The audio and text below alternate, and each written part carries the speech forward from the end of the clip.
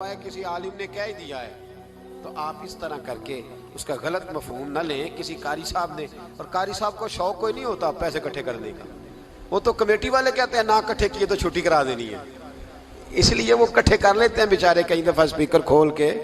تو اب وہ جو سن رہا ہے اس کا بھی پریشر بڑا ہوا ہے, کہتا ہے ساؤنڈ نہیں دینا پہ بہن. تو بارک اللہ فی اہلک و مالک, اللہ تیرے اہل میں بھی برکت کرے, اللہ تیرے مال میں بھی. یعنی جب بھی تمہیں کوئی ہدیہ دے تو اس کے مال کے لیے بھی دعا کرو اور اس کی اولاد کے لیے بھی دعا کرو. یہ حضور نے ہمیں سکھایا ہے. قرض ایک صحابی پہ بڑا چڑھ گیا تو حضرت عبداللہ ابن مسعود سے کہنے لگے قرضہ بڑا چڑھ گیا, فرمانے لگے تمہیں وہ دعا نہ سکھاؤں جو ہمیں نبی پاک نے سکھائی ہے. فرمایا اگر تمہارے اوپر پہاڑ کے برابر بھی قرضہ ہوگا تو اللہ تمہارے قرضے کا بندوبست فرما دے گا. پر مسئلہ یہ ہے دعائیں یاد کرنی پڑتی ہیں اور پڑھنی پڑتی ہیں. یاد کرنی پڑتی ہیں اور ہم ہیں تعویذ پہ لگے ہوئے کہ کچھ لکھ کے دے دیں تاکہ باندھ لوں. دعا سکھائی نبی پاک نے, کیا فرمایا اللہم اکفنی بحلالک عن حرامک واغننی بفضلک عمن سواک. فرمایا یہ دعا مانگا کرو, اے اللہ مجھے کفایت کرنے والا رزق عطا فرما اور مجھے حرام سے بچا, اور مجھے اپنے فضل کے ساتھ دوسروں سے بے نیاز کر دے. یعنی اس کا سادہ ترجمہ یہ ہے کہ اللہ بندوں کا محتاج نہ کر, مجھے اپنا محتاج. فرمایا یہ دعا پڑھو ادائے قرض کے لیے, ادائے قرض کے لیے یہ دعا پڑھو. اللہ تبارک و تعالی پہاڑ کے برابر بھی قرضہ ہوگا تو تمہیں اللہ اس سے نجات عطا کر دے گا. نبی پاک صلی اللہ تعالی علیہ وسلم نے ایک حدیث میں غصے کی دعا بھی بتائی ہے. ویسے میرے خیال میں لوگوں کو غصہ نہیں آتا, آج کل غصہ نہیں آتا, لوگوں میں تکبر آ گیا ہے.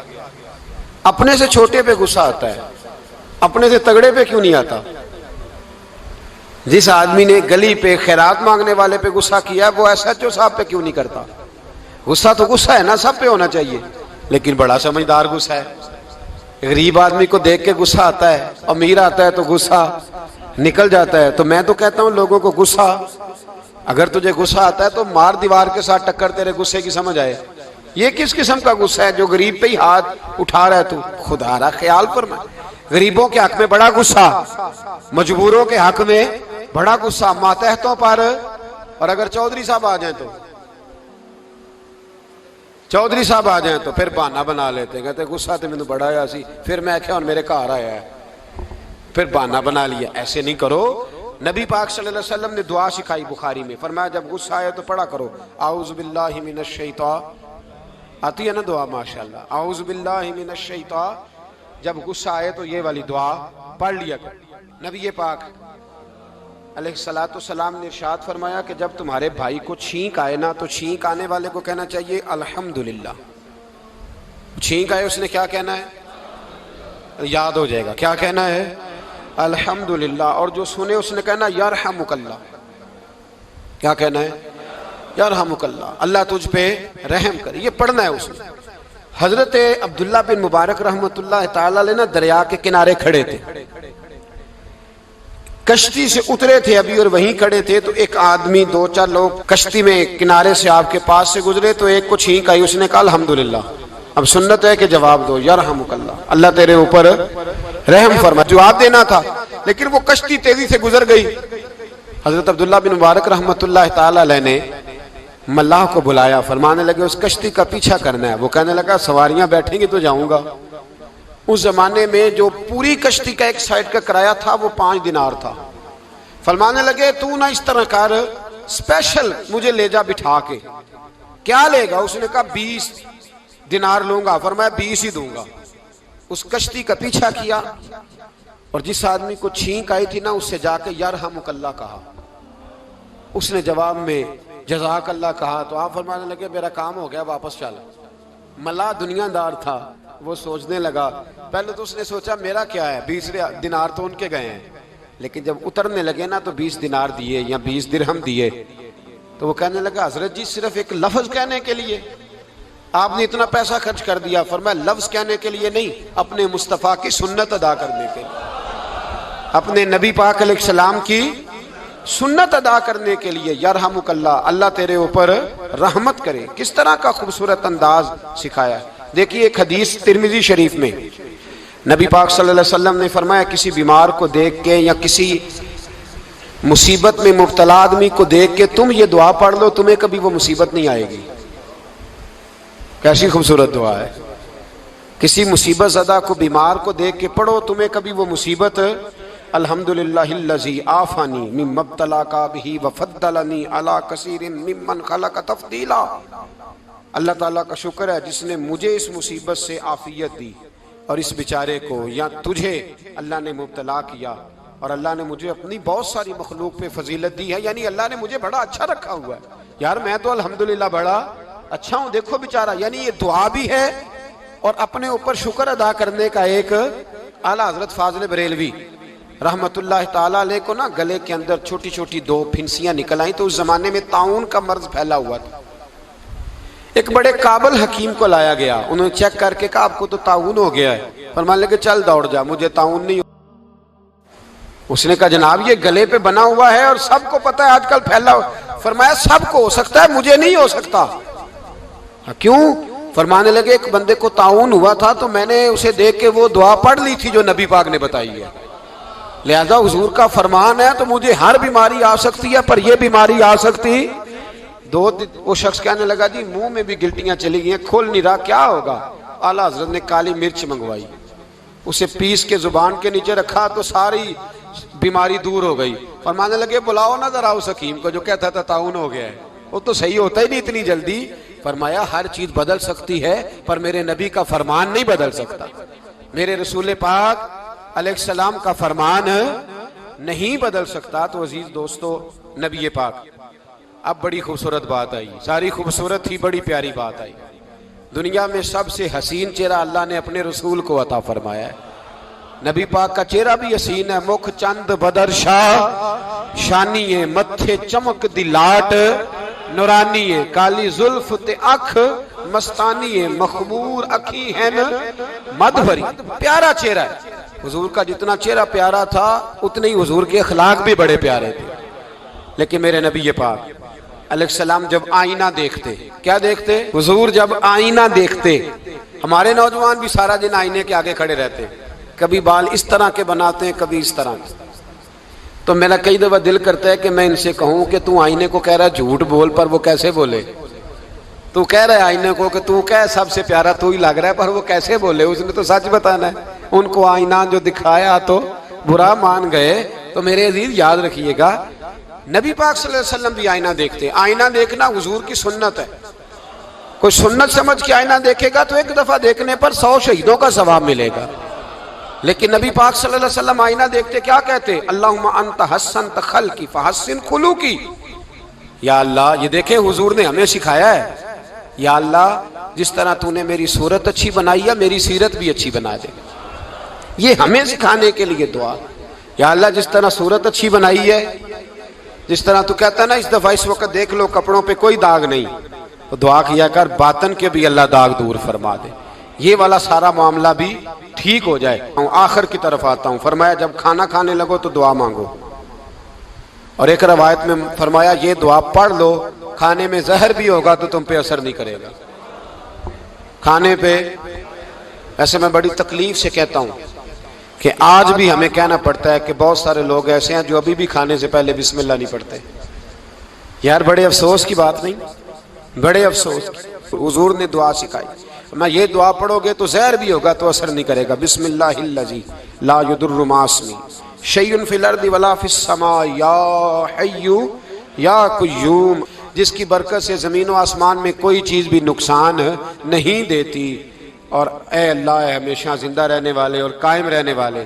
یہ نبی پاک علیہ السلام۔ اور ایک حدیث میں اور بھی دعا آئی ہے، بسم اللہ شریف تو خیر بخاری میں موجود ہے، مسلم میں موجود ہے، بسم اللہ والا بارکت اللہ بھی ایک حدیث میں نبی پاک صلی اللہ علیہ وسلم نے ارشاد فرمایا۔ اور جب کھانا کھا چکے پھر کہا دعا مانگو، الحمدللہ الذی اطعمنا وسقانا وجعلنا من المسلمین۔ اللہ تعالیٰ کا شکر ہے جس نے ہمیں کھلایا بھی، پلایا بھی اور مسلمان بھی بنایا۔ حضرت مرزا مظہر جانے جانا فرماتے ہیں کہ بارش ہوئی تھی تازی تازی، دلی میں تازی تازی بارش ہوئی تھی، ایک بابا لکڑی کے جوتے پہنے کھڑا ہوں، اللہ اللہ اللہ اسی کسے دے کچھ بھی نہیں لگ دے نہ کوئی ساڈا دردی، बाबा मस्त होके जा रहा, अल्लाह अल्लाह करता जा रहा। एक तवाइफ अपने कोठे से उतर के तो सीढ़ियों पे बैठी थी, साथ उसका यार भी बैठा था। बाबा अपनी मस्ती में जा रहा, तो बाबा जी के पैरों से कुछ मिट्टी उड़ी तो उस औरत के कपड़ों पे पड़ गई। परवाह ही नहीं, बुजुर्ग गुजर रहे, वो यार उसका दौड़ा हुआ आया, उसने आकर थप्पड़ मारा, का ख्याल नहीं सारे उसके कपड़े आलूदा कर दिए, तू किधर, तेरा दिमाग नहीं ठीक। बाबे ने नजर उठाई, का बेटे मैंने देखा नहीं, चल अल्लाह तेरा भला करे, तूने बदला ले लिया। बाबा जी चुप करके, वइज़ा ख़ातबहुमुल जाहिलून क़ालू सलामा, चुप करके गुजर गए। ठंड का मौसम था, बारिश ताज़ा हुई थी, हलवाई दूध काढ़ रहा था, उसने बिठाया बाबा जी को फट्टे पे, प्याला पकड़ा, दौड़ के आगे बढ़ा, बुजुर्ग आ गए, आइए बैठिए। दूध का गरम गरम प्याला शक्कर डाल के दिया, बाबा जी ने दूध पिया, फिर नजर झुकी, फिर रंग बदला, कहने लगे मालिक तू कितना बेनियाज है, कहीं थप्पड़ मरवाता है, कहीं दूध पिलाता है, तेरी बेनियाजी है ना, उधर थप्पड़ मरवाया, यहाँ दूध पिलाया, तू ही जानता है तेरे रंग क्या है। अभी बाबा वहीं बैठा था, दौड़े आए पीछे से लोग, शोर हुआ, बाबे को दबोच के वहां ले गए जहां उस नौजवान ने थप्पड़ मारा था। कहा तू अल्लाह का बंदा है, अल्लाह के बंदे बद्दुआ तो नहीं देते, हुआ क्या? कहा तूने बद्दुआ दी है? कहा नहीं दी, बात बताओ। कहने लगे उसने तुझे थप्पड़ मारा है, छत पे चढ़ा है, पैर फिसला है, गर्दन के बल गिरा, मनका टूट गया, मर गया, तूने बद्दुआ दी है। बाबा जी कहने लगे यार मैंने तो दूसरा लफ्ज भी नहीं कहा, भला हो कह के गुजरा हूं, मैंने नहीं बद्दुआ दी। कहा तूने दी है तभी तो मर गया। कहा नहीं दी। कहा बाबा तू बुजुर्ग आदमी है, सच बोल। तो बाबा जी कहने लगे सच सुनो, फिर मैं आ रहा था, मेरे पैरों से मिट्टी उड़ी, इसके यार के कपड़ों पे पड़ी, इसे बुरा लगा, इसने मुझे मारा।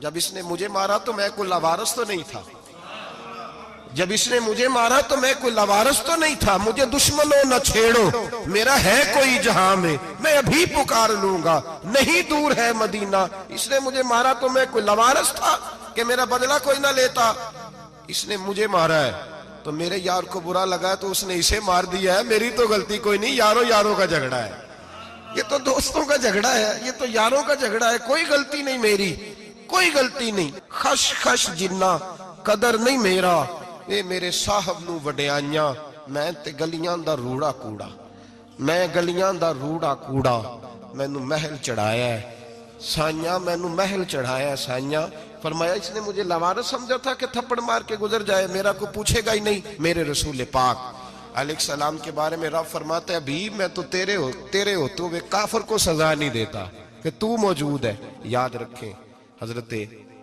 फुज़ैल बिन अय्याज़ फरमाते हैं एक जवान था, मस्जिद में आया, लोगों से कहने लगा रोटी खिलाओ, किसी ने तवज्जो ना की, उसने कहा मैं रब रब बताने वाला हूं, मेरी तरफ देखो तो सही, किसी शख्स ने ख्याल ही ना किया। फिर उसने कहा यार थोड़ा सोचो, नमाजियों से कहा, अहले इलाका से कहा, उन्होंने कहा तेरी तरह के बड़े दरवेश देखें। मस्जिद के मेहराब में वो रब करीम का बंदा इंतकाल कर गया। जब फौत हो गया ना, लोगों का मिजाज है, बीमार को दवाई नहीं देते, जनाजे पे वक्त पे पहुंच जाते, जब कोई गिर रहा होता है तो सहारा कोई नहीं देता, जब कोई गिर जाता है, टांग टूट जाती है तो तीमारदारी को जमाना पहुंच जाता है। और बुजुर्ग वो नौजवान अल्लाह का नेक बंदा मस्जिद के मेहराब में फौत हो गया। हजरत फज़ैल इब्न अय्याज़ कहते हैं इमाम साहब ने ऐलान किया चंदा दो, कोई लावारस फौत हो गया, कफन देना। चंदा इकट्ठा हुआ, कफन खरीदा, जनाजा पड़ा, इशा के बाद दफन करके आए। फजर की नमाज के लिए जब इमाम और मुअज्जिन मस्जिद में आए तो चीखे मारने लगे, तड़पने लगे, दूर दूर तक आवाजें फैल गई, दुनिया दौड़ी आई, क्या हुआ? कहने लगे वो जो तुमने कफन पहनाया था वो यहां पड़ा हुआ है, और देखो कफन पे तहरीर लिखी है। तहरीर क्या है? अर्श के मालिक ने फरमाया मेरे दोस्त ने रोटी मांगी, तुमने दी नहीं, उसने तुम्हें मेरे करीब करने के लिए अपनी तरफ तवज्जो कराई, तुमने की नहीं, और मेरा यार तुम्हारे कफन का मोहताज था, संभाल के रखो अपना कफन, मैंने उसे जन्नत का लिबास अता फरमा दिया, संभाल के रखो, ये कोई लावारिसों का टोला है। याद रखें जो वारिस वाले हैं, वारिस वाले उनका रंग और है, जो मानने वाले हैं उनका मिजाज और है, अपनी जिंदगी लावारिसों की तरह नहीं। اور اگر آپ نے ابھی تک ہمارا چینل سبسکرائب نہیں کیا تو فوراً سبسکرائب کیجئے، ساتھ ہی بیل آئیکن پر کلک کریں تاکہ مزید آنے والی ویڈیو ہیں وہ آپ کو وقت پر ملتی رہیں۔ اللہ حافظ۔